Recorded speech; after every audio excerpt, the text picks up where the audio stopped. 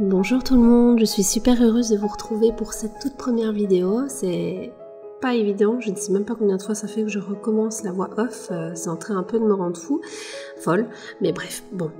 J'ai décidé de peindre avec vous une couronne d'automne. J'espère que ça n'ira pas trop vite, n'hésitez pas de toute façon à me laisser vos commentaires, vos messages, à me dire ce que vous en avez pensé. Je suis disponible aussi sur Instagram, sous le compte Nouilles de Miel, pour pouvoir aussi vous répondre et échanger avec vous. Donc pour cette couronne d'automne, l'élément principal, ce sera simplement le potiron. Donc je vais en placer deux, un orange. L'orange est fait à partir du fleur d'opéra de Winsor & Newton et d'un gomme-goutte de chez Sennelier. Et je vais peindre un autre potiron de couleur très très claire, limite blanc. Et pour faire ça, je vais utiliser du bœuf titane de chez Daniel Schmitt. Ensuite, j'enchaîne avec des tournesols. C'est une fleur que j'aime bien pour l'automne.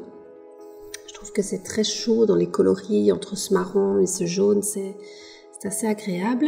J'en fais un de côté, j'en fais un de face. Celui de face était un peu trop humide, donc je le laisse un peu de côté et je reviendrai dessus plus tard.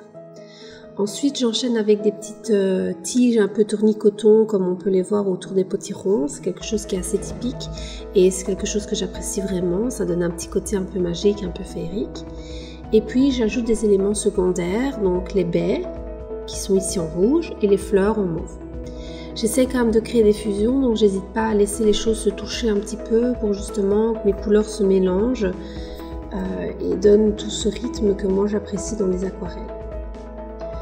Une fois que j'ai placé mes éléments secondaires, j'enchaîne avec des éléments végétaux, donc les feuilles, et puis je vais commencer alors l'autre côté de la couronne. Je commence ça tranquillement, voilà. Donc ici, je suis justement en train de le faire. Vous voyez, je rajoute un tournesol parce que je trouvais que ça manquait d'un petit élément un peu plus important, un peu plus gros. Et puis, je continue avec des petits éléments secondaires. Comme vous voyez, je mets quand même pas mal d'eau. C'est vraiment quelque chose sur lequel j'ai pas peur de travailler. Le fait d'avoir de l'eau aussi va me permettre d'avoir des fusions plus franches. Plus importante, et c'est vraiment quelque chose que j'adore dans l'aquarelle, c'est les fusions.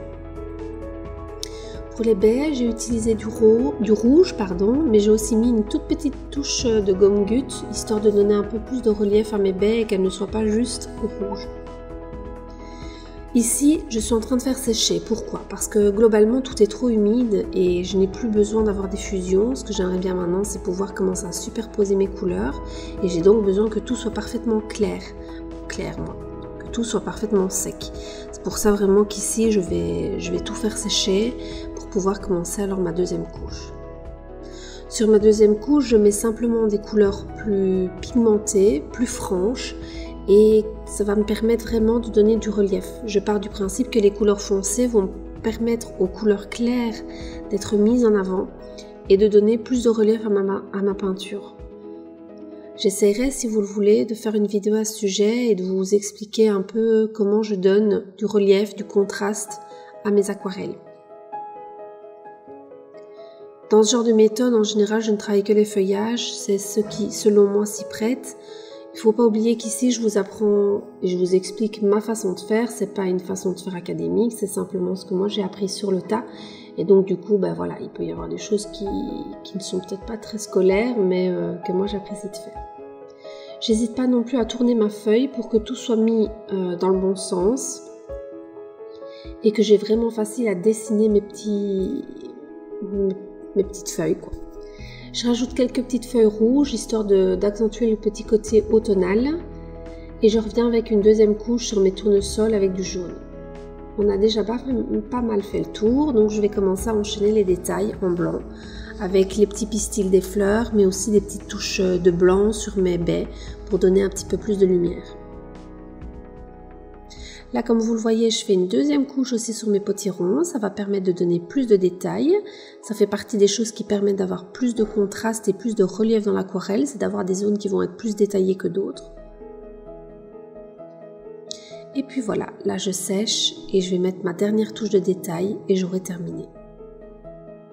Voilà, on y est. J'espère que ça vous a plu. Je suis disponible pour répondre à vos questions, pour voir vos créations et puis pourquoi pas les repartager sur ma page.